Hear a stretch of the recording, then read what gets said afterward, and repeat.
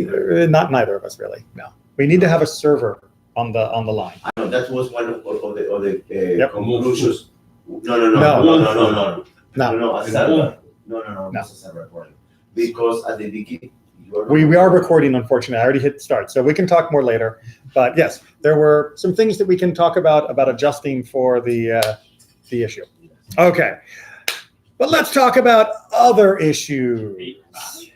We are indeed on 8.5. Okay, and we are continuing our discussion with inheritance. And we are let me get one word at a time in my mouth. And we are continuing our discussion. 8.6. We are starting now.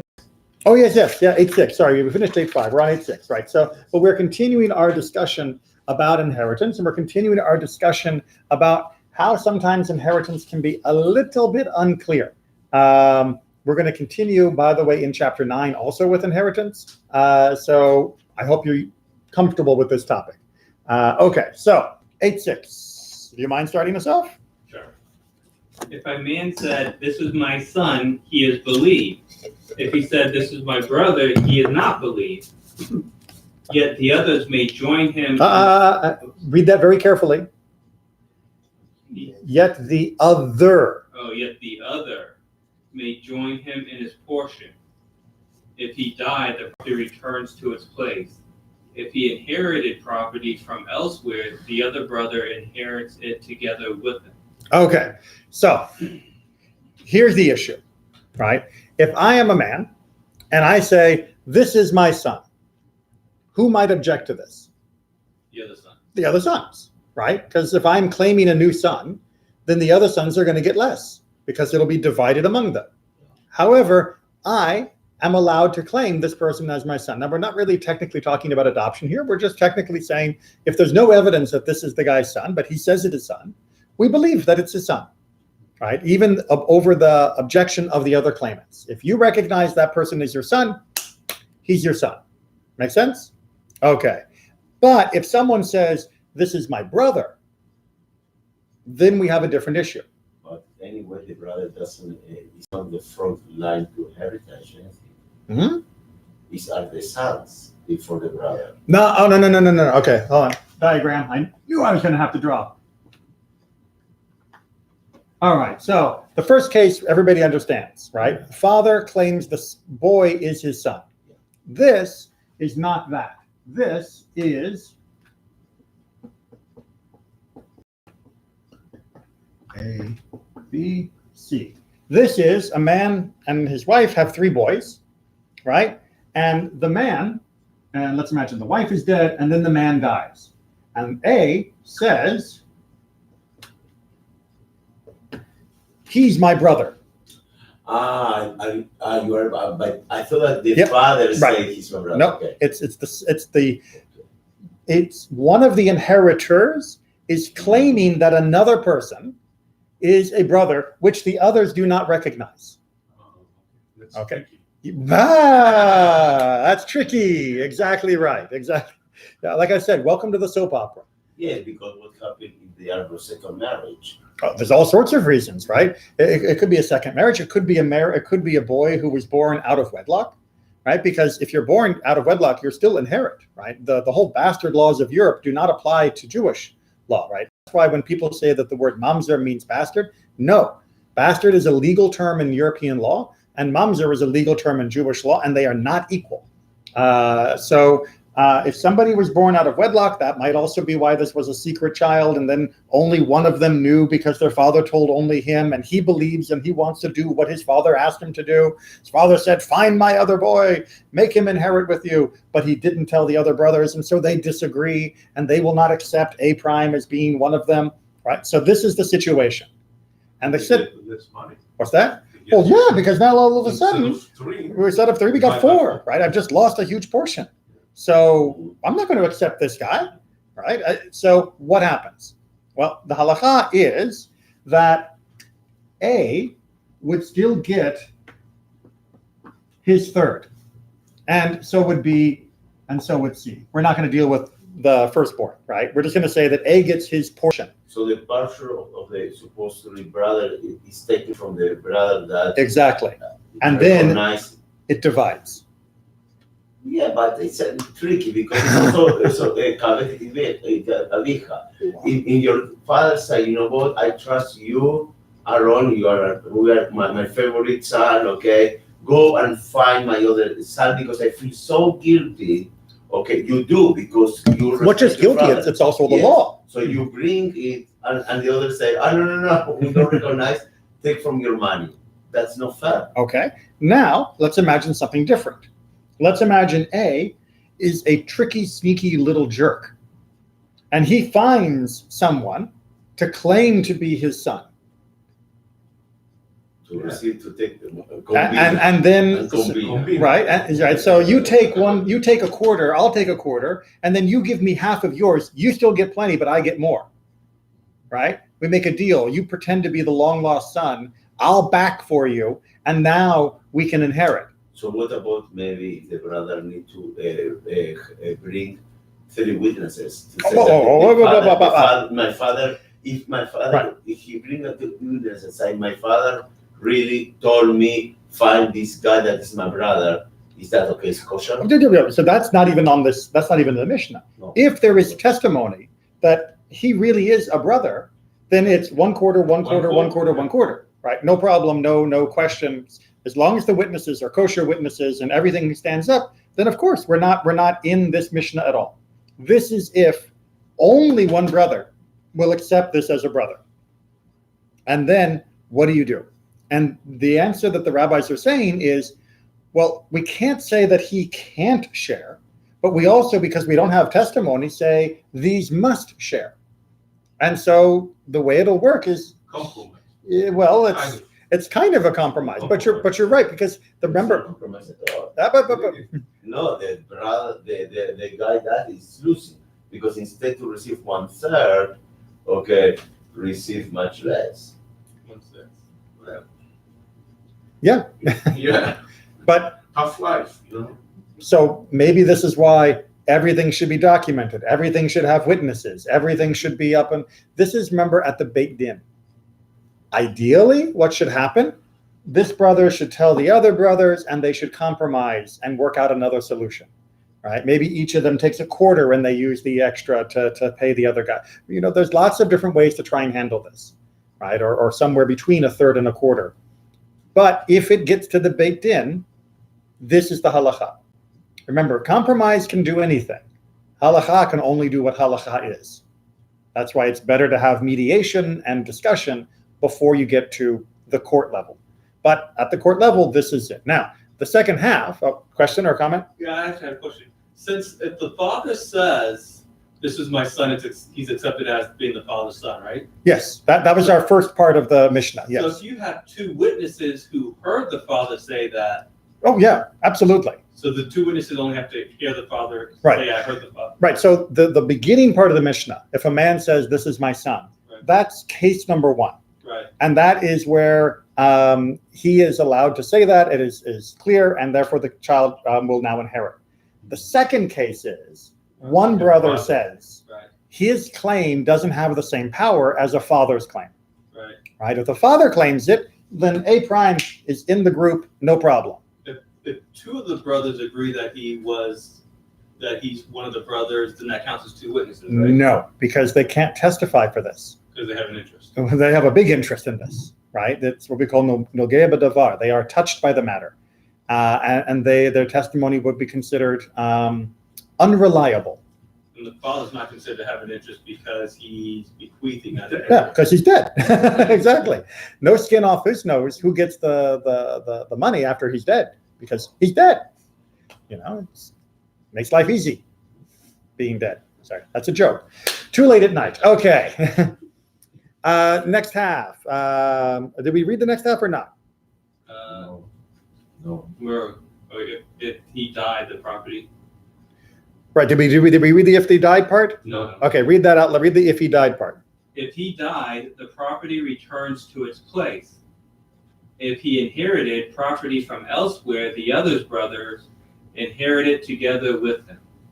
Okay, so what would happen then is that if A prime dies, right, his money goes to A. It does not go to B and C. If he doesn't have kids. Well, yeah. We're dealing entirely with just this level of the generation here, right? Because you might have thought, well, if he got accepted as a brother, then if he dies, it should be divided by all the brothers.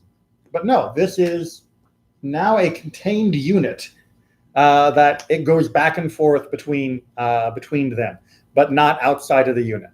And if he inherited property from elsewhere, right, the brothers inherit together with him, right? So if there is additional money coming in as brothers, then, like, let's say, for example, someone else leaves remember, this is inheritance, not gift. Well, it's tricky to come up with things where everyone would have known who this person is. So let's say, for example, maybe he's inheriting from the uncle that no one knew existed, right? But the uncle acknowledges him as being his nephew. Well, if he acknowledges him as the nephew, then he has to acknowledge all the rest of them as well, because this guy has already claimed to be their brother, right? So what's happening here is, yes, if he lives or he dies, it's in a bubble. But if something new comes to him that should go to his brothers, because he has now claimed to be their brothers, it is accepted as being their brothers, and therefore they get to share in it.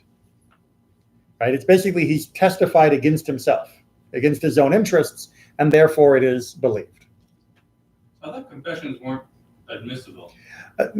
Often not, but if it's usually against your own interests, then usually we consider it, you could have lied and done better for yourself, so we assume that you were telling the truth. But at the time he lied, it was better for him. Depends on how you look at it, because at the time he lied, it was not, it wasn't him lying, it was the other brother who was choosing to accept him, right? If he shows up and lies and says, I'm a brother, and none of the brothers agree with him, he gets nothing, right? Just stranger shows up and says, I'm a brother, and A, B, and C all say, no, you're not, and dad's no longer there, then he gets zero. This is only really about A's testimony, not really about A prime. Does that make sense? So if he shows up and he lies, Mm-hmm. and he says, I'm your brother, and all three reject him, Right. and then his uncle dies. He gets the whole inheritance and they get nothing. But if A accepts him, then all the other brothers get their Then he is- inheritance and his inheritance? Yep. Then it's, well, if A accepts him, then they split that, and they then split the other direction as well. All right, so A really loses out then. Except he did the right thing if it was true. Right, but I'm just wondering, yeah, it just seems like if they deny him on one end, now that it benefits them, they don't get to say, oh, brother. But it's not them, it's the court. All right, it's not them deciding one way or the other about, Right. Is it or isn't it? It's they made their decision here, but all the other implications are just being handled by the court. And if it works out to their advantage, well, that's just the way the law is. Right? You don't complain if the law is favorable to you one day and unfavorable to you the next, or vice versa. Or even if the law happens to be favorable twice in a row to the same person. If that's the way the law is, that's just the way the law is. Right, I know in American law, they have res judicata, so once it's been adjudicated on, Mm-hmm. you can't adjudicate it the other way, so that would be, they've been adjudicated not the brother, now that it benefits them, they can't come in and say, hey, I'm your brother. And that's because from what you're describing in American law, they would beat the matter until they had made a ruling by the court of whether he was or was not the brother. Right? Jewish law is not finalizing that, because Jewish law says maybe he is the brother, maybe he isn't. In this circumstance, it'll go this way. In a different circumstance, it'll go another way, because we don't know whether he's the brother or not. So it's one case he's the brother, one case he's not. Exactly. What we're going to see when we get to chapter 9, is that also happens in the very unique case, we'll probably get there tonight, of the tumtum, of somebody who is of indeterminate gender, meaning that you can't tell whether they're a man or a woman. And I mean physically can't tell, not just they're androgynous and look the same. I mean, actually, literally, their biological examination cannot tell at the time what gender they actually are. But we'll get there when we get to chapter 9. let's finish second half of chapter of 6. But again, I'm sorry. The reason I was bringing that up is because, again, it's maybe they are, maybe they aren't. Maybe they're a girl, maybe they're a boy. How we handle the law will have to be left sort of floating in the air because we're not sure what they are. We don't just say, we'll make a ruling and that's what they'll be forever. We specifically live with the doubt, with the uncertainty. Welcome to Jewish law. You don't get the certainty at the bang of a gavel. Well, not always. If a man died and a testament was found bound to his thigh, this counts as nothing. But if he had delivered it and through it granted title to another, whether of his heirs or of those who are not his heirs, his words are valid. All right. So if I've got, my last testament strapped to my leg, right, which was considered like the safest place because you'd notice if someone was grabbing for it. But I never delivered it to anyone. I never gave it to anyone. I never made it public or known to anyone else. There's no witness to this. Then who knows whether that's legitimate, or who knows, more importantly, whether I actually regretted having written it and just hiding it. And I had never actually handed it, like put it in the fire, throw it in the way or whatever. I plan to retract it. Your words are only your words when you have actually expressed them, when you have given them over to someone else. In this case, handing the document to another person or verbalizing it, as we've talked about in the previous Mishnah. You can't just say, well, in my heart I meant. No, you have to take an action. Here, he took no action. And, he wrote it, but that doesn't count as anything because he didn't share it with anyone else. Make sense? All right. 8-7. Oh, actually, I had a question. Oh, okay, yeah. Just out of curiosity, when it says testament, it translates that as a will. Yes. I thought wills were, for the most part, invalid because how you inherit goes by the Torah. Right, but you can make a document which bequeaths, which gives gifts that are non-inheritance gifts. Right. I thought didn't the gift have to be made before the death? It is, but it doesn't transfer before death. Right. I thought the property interest transfers, but the actual property doesn't transfer until after you die. It's complicated. We'll get to that in the later part of chapter 9, I believe. So, actually, no, it's the next one. That's right. I knew it was coming up soon. So it's the next Mishnah itself, which it's Yerach's term to do a long one. If a man writes over his property to his son, he must write from today and after my death, according to Rabbi Yehuda. Rabbi Yosef say he need not to do so. All right. So remember we talked about inheritance is just the default. But if you want to give a gift, you can give a gift while you're alive. But the thing that we've sort of touched on, danced around is, well, how do I give a gift of my property to someone while I'm still alive when I'm still using it? Right? It's a little dicey. So this is now trying to go into some of those details. So the first thing, Rabbi Yehuda is trying to say is the document has to say, from today and after my death, this becomes so-and-so's property. The issue here is the dating of the bequeath. According to Rabbi Yossi, that's not necessary because the document is already dated anyway, just on the document. This document was written on the date of blah, blah, blah. So you don't need to make that a specific part of the legal language of the gift. It's implied by the document's own construction. Make sense, the difference? Who won in this? What? Who won? Yossi. Yosef? Yeah. All right, next part. If a man writes over his property to his son to be his after his death, the father cannot sell it since it is written over to the son. All right, so that's the first half. Let's make sure we got that because that's pretty clear, right? Before I die, I want to make sure you know you're getting my house. Great. Tomorrow, now that I'm the father, I cannot sell the house because I have already kind of given it to him. And therefore, I can't sell it out from underneath that gift, underneath that promise. Make sense? Good. Second half. And the son. And the son cannot sell it since it is in the possession of the father. And likewise, the son says, I want to sell the house now that it's mine. Well, yes, but it's in your father's possession. You can't sell it out from under him either. So Kick him out. Right. Basically, you can't say, thanks for the house, Dad. Go be a beggar. Right. There's protection on both sides. The son is not going to be denied what was promised him, and the father will not be denied a place to live. All right, a little more. If his father sold the property, it is sold only until he dies. All right, so if you go ahead and sell it anyway, even though you're not supposed to, it's technically more like a rental than an actual sale, because the father did not have the right to sell it permanently. So basically what the father is selling is the right to use the property until his death, at which point the son comes into full ownership of this. Make sense? So the son can come and say, Get out. "No." Yeah. This is my property. Right? And I don't care what my dad told you, but this is mine. Right? Now, again, that's why you don't want to do this, and why this is sort of like a backup case. But yes, if the father went ahead and did it anyway, well, he's dead now. Who's going to complain? Onward. Okay.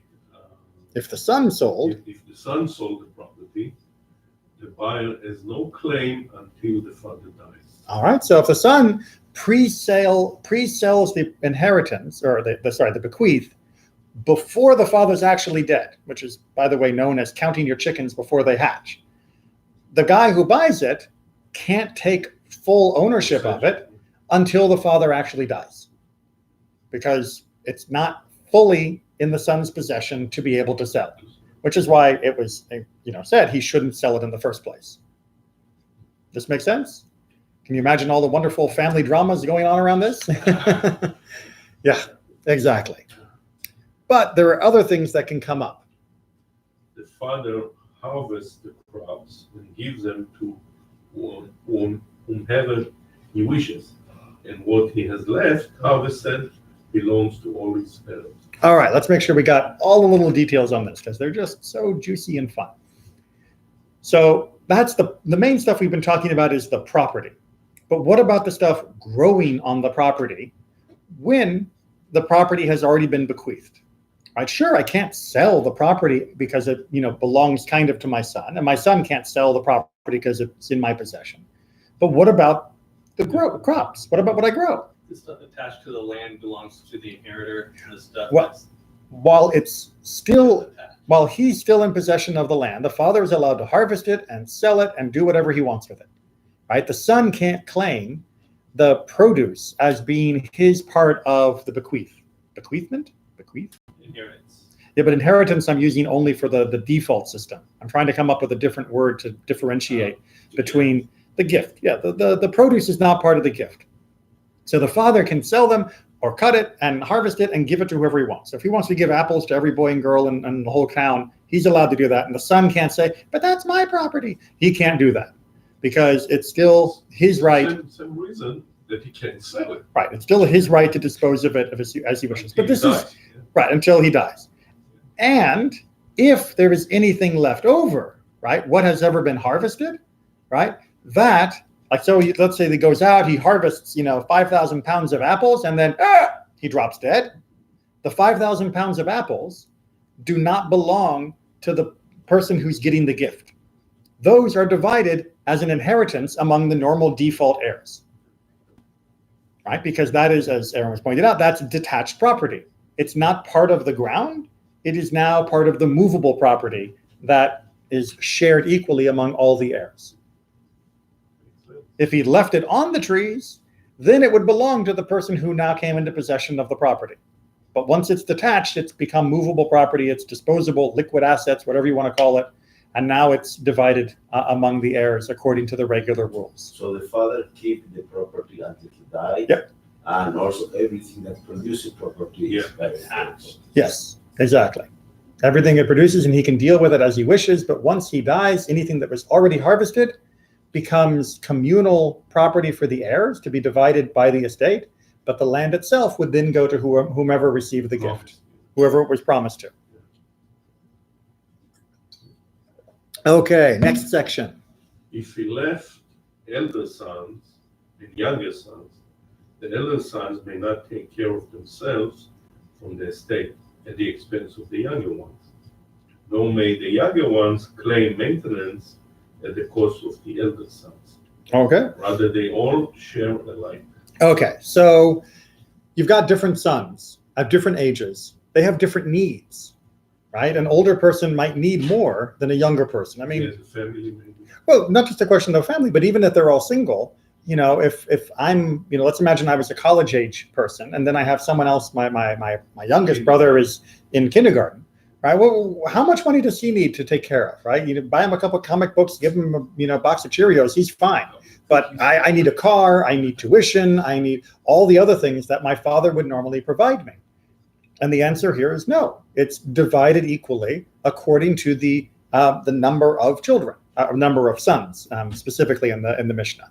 So you can't claim special circumstances. However,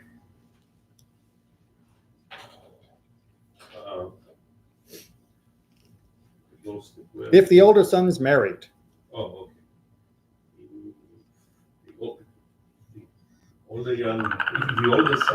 If the elder son's married at the expense of the estate, so too the younger sons may marry at the expense of the estate. All right, so the older boys are getting married, and they say, we've got a lot of money in the bank account from what dad left behind. There's money. I'm going to sell off, the back part of the estate.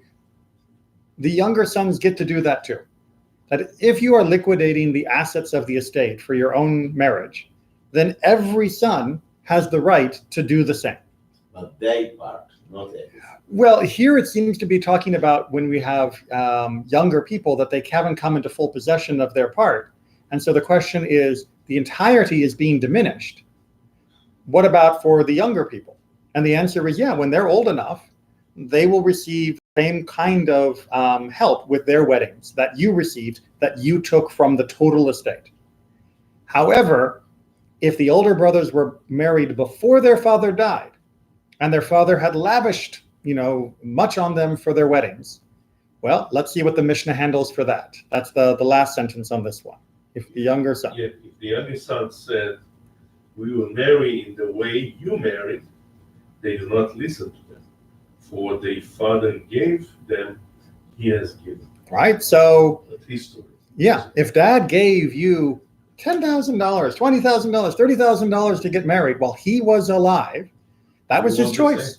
Right? Now I'm the younger son. It's my turn to get married. And I want the estate to also give me $30,000 for my wedding. No, tough. Because dad gave you the gift, that doesn't mean the estate has to give you the gift. If I take from the estate, you get to take from the estate. But what dad gave me. And we can't force the estate to equal that for each of the other sons. Make sense? Makes sense. Again, this is only when we reach the point of the Beit Din. If it was a good, loving, and secure family, hopefully they would find a way to still provide for the younger sons and compromise and give them a nice wedding too. But if it ends up in court, this is what the ruling is going to be. All right, last Mishnah of chapter 8. Natan gets a slightly shorter one this week. Slightly shorter. He looks short, but it's not. If he left adult and minor daughters, the adults are not supported by the minors, and the minors are not supported by the adults, but they divide equally. All right, so sounds very familiar. So just as when he left behind a whole bunch of boys, if he leaves behind a whole bunch of girls, the laws are the same, right? The older ones cannot do their support at the expense of the younger ones cannot do their support at the expense of the older ones. Make sense? Okay, that's why this one is a little bit quicker, because we've already covered this territory. If the adults marry, the minors may marry. And if the minors say, we will marry as you married, one does not listen to them. This concept, you already explained that. This efficiency. So we'll pause there, right? So this making sure that we understand it's the exact same rule that happened to the sons. If the elders get married and have their support for the marriage out of the estate, then the younger ones will be able to claim equal support. However, if the father had helped the older ones get married, the estate is under no obligation to provide in a similar fashion for the younger ones, right? Just like we said for the boys. Now, the end of chapter 8, we have to find out, well, what's the difference then between daughters and sons? This is efficiency with daughters over sons. That daughters are supported by the sons and are not supported by the daughters. Okay, so if there are girls and boys. The girls can claim against the boys' inheritance to support themselves, their maintenance. Also the married. No. This is for unmarried. Unmarried. No, but what if it is married? They want to marry and they need the money. Husband takes For care of it. the, No. If there is no obligation within the estate, if there was a sister who had gotten married and the estate paid for it, then every daughter has to get the same. But if there's no expectation, right? No one has ever tapped the estate. No one will tap the estate for marriage support. Then you get nothing, just like everyone else got nothing. So if the state paid for dowry for one daughter, they got to pay for dowry for the other? Yeah, exactly. Once the estate does for one, the estate has to be shared equally because that was the expectation. So what is saying here, though, is that women are not allowed to take from the other daughters for their own support, right? Let's imagine that there are 10 daughters and one of them wants extra money to make, to help her with her maintenance, just for her, living expenses. She's not allowed to force the other girls to give up some of their inheritance to help her. However, girls in general can force the sons to give up to support them. And we're going to talk about that more in chapter 9. We're going to go to chapter 9. All right, so I passed these out earlier. Hopefully you got a copy. Nope, it's 9 is that one. Yep. Yeah. These are 8. Okay. All right, chapter 9, drum roll. Really, this is kind of a continuation of the same topic that we were just working with in the end of chapter 8. Aaron, do you mind picking it up? Sure. If a man died and left sons and daughters and the property was great, the sons inherit and the daughters receive maintenance. All right, so piece by piece, right? Remember, the Mishnah is not meant to be just rushed through. So what's going on here? There's a person who has a vast amount of money. Sufficient, really, is the right word. How much do you have to set aside to take care of the girls before the boys can inherit? And the answer is, if it's big enough, the boys can inherit, and there will still be plenty that will support the girls. Make sense? Okay. What happens when there's not so plenty? But if the property was small, the daughters receive maintenance and the sons go begging at people's doors. Pause, right? All right, let's just make sure we're fully understanding what's happening here. Right? If there's only a little bit and what's left is not enough to both give an inheritance to the sons and provide for the maintenance of the daughters who are as yet unmarried, then you take all the assets, whatever they are, and you use them to take care of the girls. And if the boys have nothing, then the boys go begging. Go over this one already somewhere else? Go get a job. In Ketubot. Yeah. Right, so we'll go get a job. I mean, we could be talking about minor children here. Yeah. Right? So what's happening here? Well, the idea is that it is entirely inappropriate for a woman to go begging. we saw that in the past. In Ketubot, yeah, it comes up. It's on Ketubot as well. So why is it wrong for a woman to go begging? Because she might become a prostitute. Exactly, right. She is much more vulnerable either to abuse, meaning someone could take advantage of her. You know, woman comes up to the door, even a young woman. Unfortunately, there are unscrupulous people who will say, well, you know, I'll help you. Just step inside and attacks. Or she'll be exploited. You know, well, I'll help you, but first you have to do this for me. And also damage the reputation and the name, and after that, when she will want to marry, It would be even harder. Have a very bad reputation. Potentially, exactly. So women are not expected to go begging, right? Men, on the other hand, can. Now, of course, those who are male rights activists are going to agree with the next part of the Mishnah. Admon, yeah. Admon says, the son may say, must I suffer a loss because I am a male? Go ahead and read Rabban Gamliel's response because it kind of goes together. Rabban Gamliel says, I approve of Admon's opinion. Okay. So, in other words, the idea of men complaining that they're being taken advantage of by the society, even in a society where male privilege is pretty extreme, because discrimination. They Yeah. feel discrimination. but what's the discrimination? They inherit, the girls do not inherit. Right? They have property ownership rights, the girls do not have property ownership rights. And throughout Judaism, especially in the ancient world, men tended to have a higher status and higher ability to function as an independent, free person. So really, you're complaining about this? The one time the halakha goes against you, now it's all of a sudden, I'm being persecuted, I'm being discriminated against, this is terrible. Right? Well, the answer, it says Rabban Gamliel, is yeah, actually, I do understand why you feel that way. By the way, the halakha does not change. The halakha stays as the halakha is. As President Clinton once said, I feel your pain, but I'm not going to do anything about it. Right? So this is a very interesting way of saying, yes, even people who in general are in a more privileged position legally may individually, because they are at a disadvantage, because remember, we're talking here about poor families that don't have enough to support both the boys as well as the girls.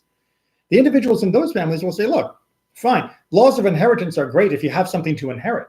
And then sure, I'd be, privileged over my sisters.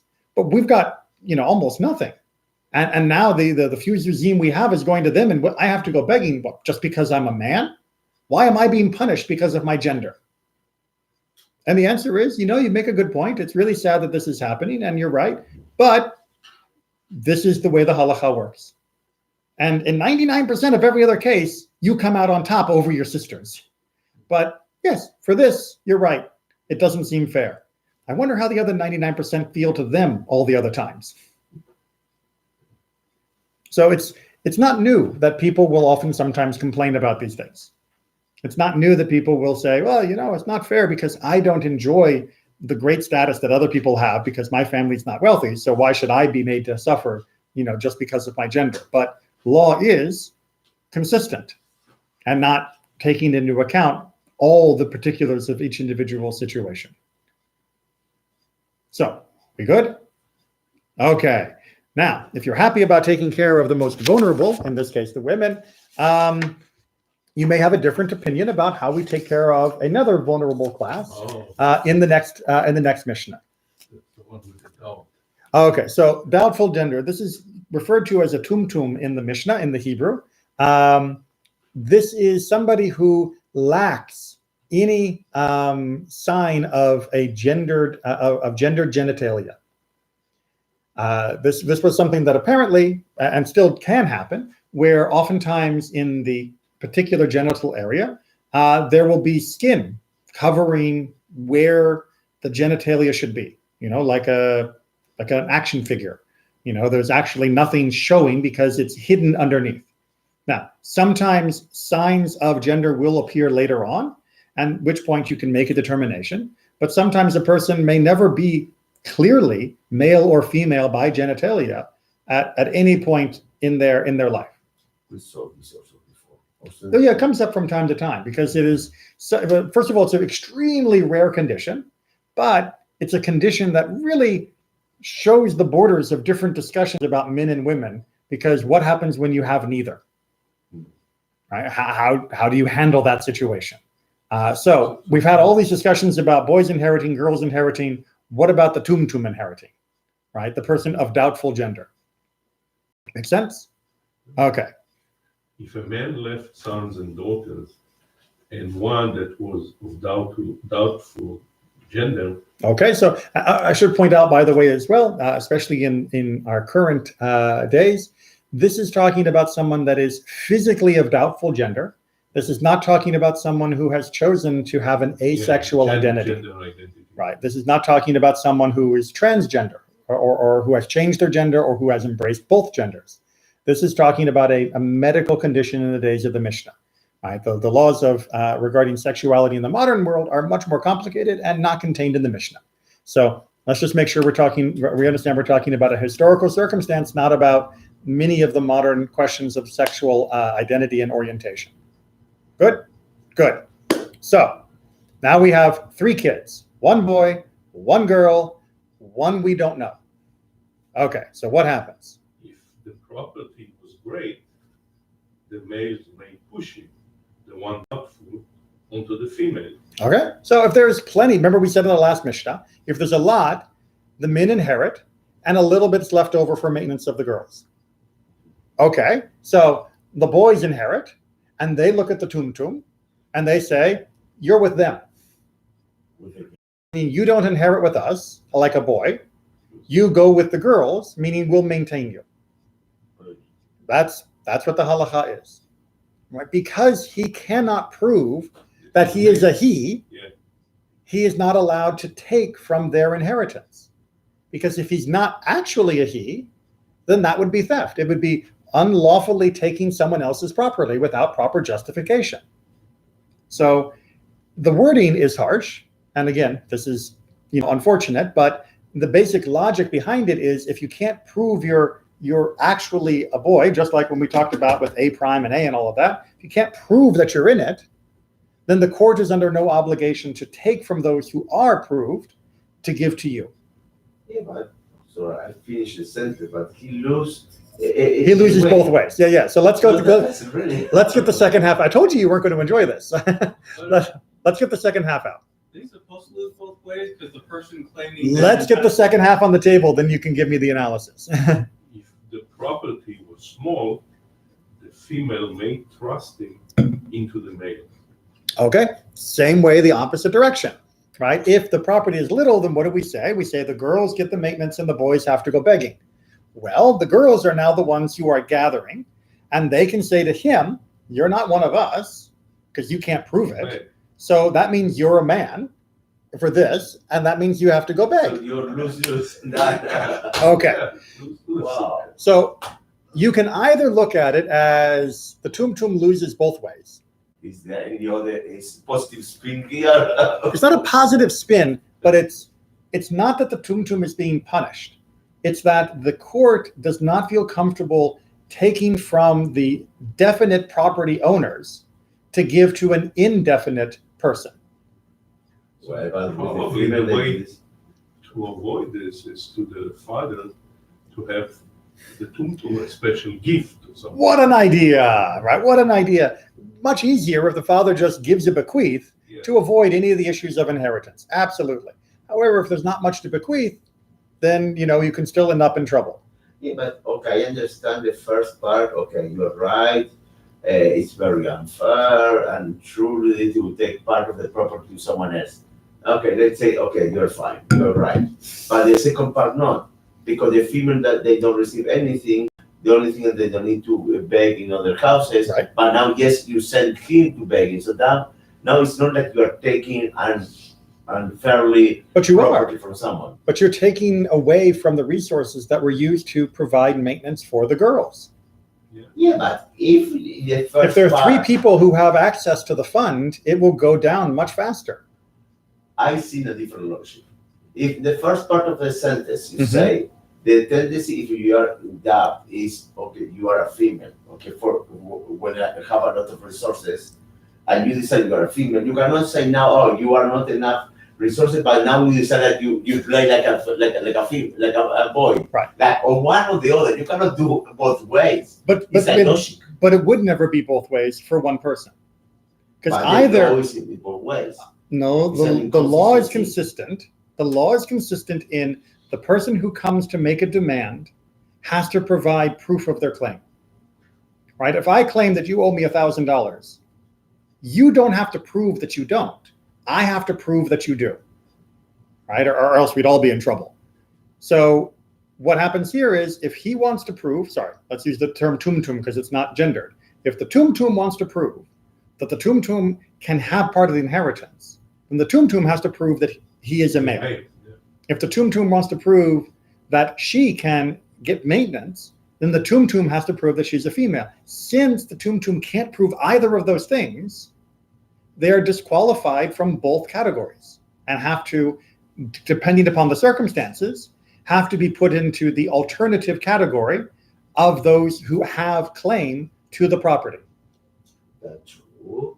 However, I'm not saying that this is nice. Remember, again, this is at the baked-in level. Hopefully the family would reconcile and everyone would be good. But okay.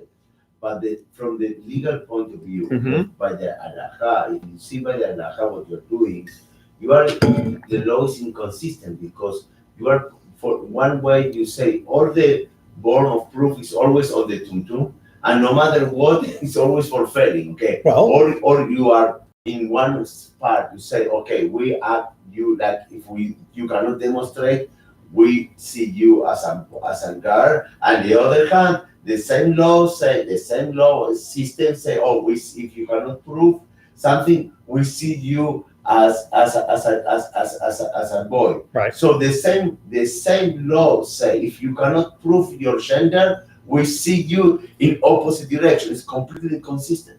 The same law says if you can't prove your gender, you can't prove your gender. And because of that, there's a consequence, which is the person or category that has the higher claim can demand proof, which you can't provide. You say here, I don't know. I understand what you're trying to say, Rob, They hit you coming and going. Yeah. I see this inconsistent because the same law, when they ask him the proof and he cannot bring the proof, the same law, if you don't bring the proof, first see you in as a one gender, and the same system of law see you in a different gender at the same time if you cannot prove. So it doesn't work. Not at the same time, remember, because it can only be one situation per one family. That's Right? true, A family is either rich or a family is either poor.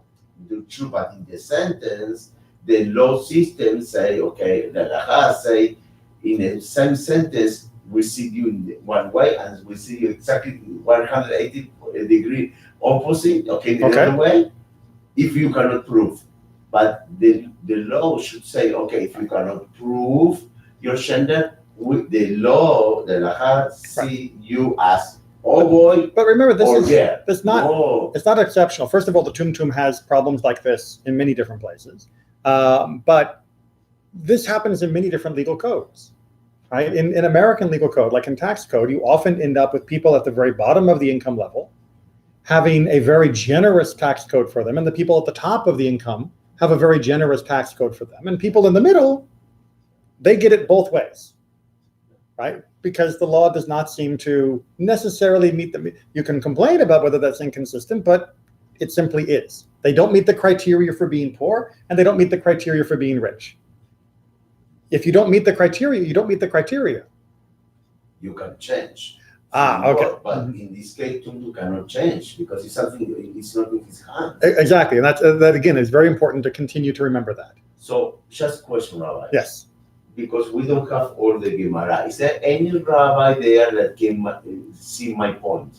Not that I remember. I can't promise that I've memorized the whole Gemara on this, but I don't remember anyone coming to say that the halakha should have been different. They argue about why the halakha is the way it is. Is it because the tumtum can't prove it? Is it because the tumtum considers as both? They argue about why exactly, but no one takes the position that the halakha should be different. Sorry. Can I add Tosafot? You can always add Tosafot, but will anyone publish it?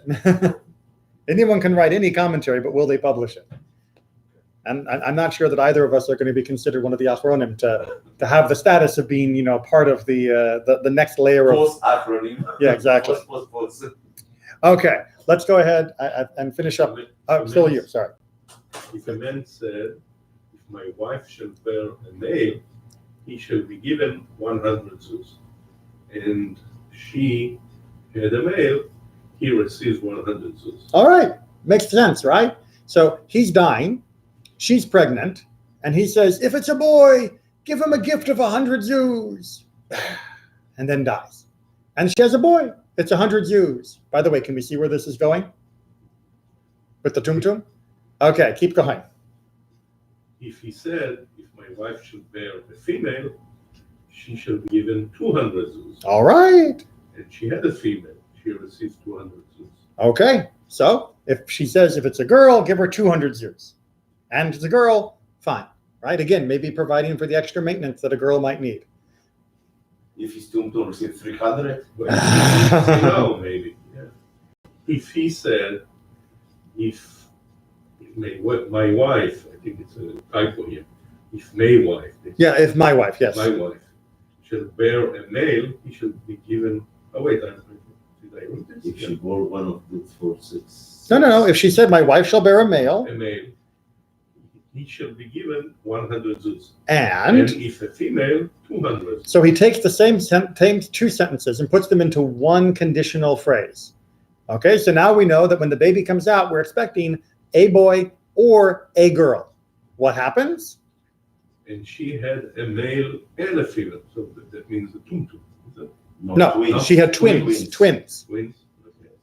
The male received 100 zuz, and the female 200 zuz. So even if the father had meant that there was only going to be one birth and he was only planning to pay for one child, if he said if it's a boy 100, if it's a girl 200, and there's a boy and a girl, he's on the hook for 300. But he gives to whom? To the wife or to the kid? For the child, for the kid. Yeah, Like a gift. like a gift, exactly like a gift for the kids. Okay. Okay, now However, if she had one of doubtful gender, he does not take. But if he said let's make sure we get that right. If he had the doubtful gender, the tumtum gets nothing. nothing. Why? Because he said boy or girl. And you can prove it. Right, exactly. Is it a boy? I don't know. Is it a girl? I don't know. So why not 150? Why not 100? No, 100. Yeah, or could be the lower bar or average. Because- 100, 200. because it's not a girl. Because it's not a girl. The tumtum isn't a girl. So that's why in third category, 150. Okay. But the language says endow. It doesn't say without a gender. It just says the gender's endowed. Huh? Yeah, Where are you if reading? She had one of doubtful gender. Of doubtful. Yeah, that's a tumtum. Right. Yeah. So it doesn't say that it's neither a boy or a girl. It No, says- that's what tumtum means. Is it? Yeah, doubtful gender means that there is no physical way to tell which gender the Right. person is. So I thought the difference was you can't tell which one it is. Isn't that different than being neither? Well, that is, you are neither until you can tell. It's the early version of Schrodinger cat. Right. It's Schrodinger genitalia, right? It's you don't know. Eventually, perhaps you might, but you don't know now. So if you don't know now, you can't give. Okay, but what should the guy say if he's not an idiot? Okay, yeah. But if he said, the father, I guess, Mhm, if yes. he said, whatsoever my wife shall bear, shall be given amount, whatever amount he decides, Right, he receives. right. If it's a doubtful gender, He But receives he the still amount receives. the father said. exactly right. Right. So 100, 200. as he says, Yeah. whatever you have, it gets 100. If it's a boy, it gets 100. If it's a girl, it's 100. If it's a tumtum, it gets 100. Right. And if they're You should triplets, do it in they each get advance. 100. Yeah, you should do it in advance. You have to say it. But you have to say it correctly, Oh, which is yeah. what this is teaching us to overcome Natan's outrage, but also perhaps our own outrage, is that when you are expecting a child, maybe you should just be happy that it's a child.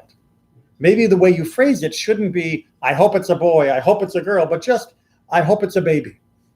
And whatever the baby is, Oh, well, healthy baby, healthy baby. right? And whatever the baby is, I want the baby to have this gift, right? Because remember, this is somebody who's about to die, and he's making a gift in advance before the child is even born.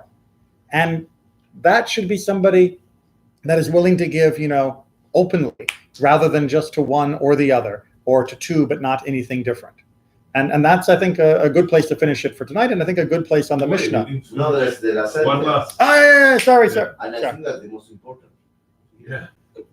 Mhm. If the one of the doubtful gender was the only heir, he inherits everything. All right.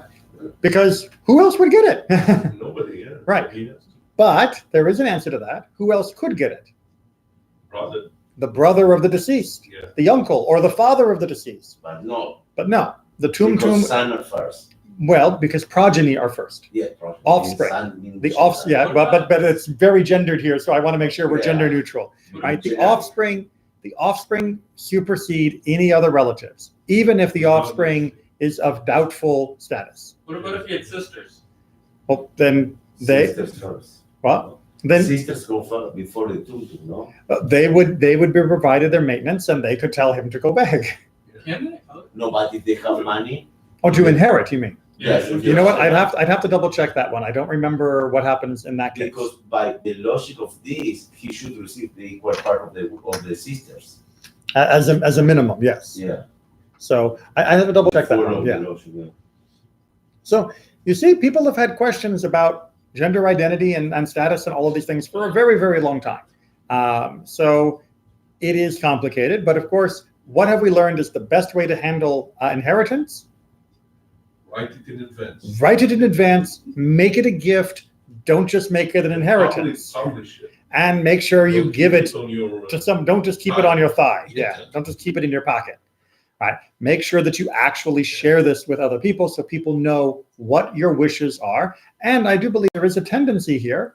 Remember, we talked about whether with a father with sons and one of them wasn't a good son, whether you should cut them out. That even if you are technically allowed to do some of these things, you shouldn't. That you should be giving to all of your children. And I think that somebody who has a tumtum, that yes, because of their doubtful status, they know the complications that this is going to raise and all of the being squeezed from both directions that they could face. It's solved with the flick of a pen to just say, give this to A, this to B, this to C. Only if the dad doesn't love the two. Well, but what is the Mishnah? But what has the Mishnah been saying? It's saying you should even love your child if they are a sinner. Not And- everyone's a tzaddik. Well, no, but the Mishnah is trying to make us one. Right? So that's what the Mishnah is telling us we should do. Yes, if a person says, I want all of my money to go to one son and my other 12 get nothing, technically, if he writes the language correctly, he can do that. But the Mishnah has already told us, even if the other 11 are bad kids, you shouldn't do that. That's not a proper way for a parent to behave. Yeah. All right. So we will leave it there for tonight. So, Rabbi, Just a second. Yeah.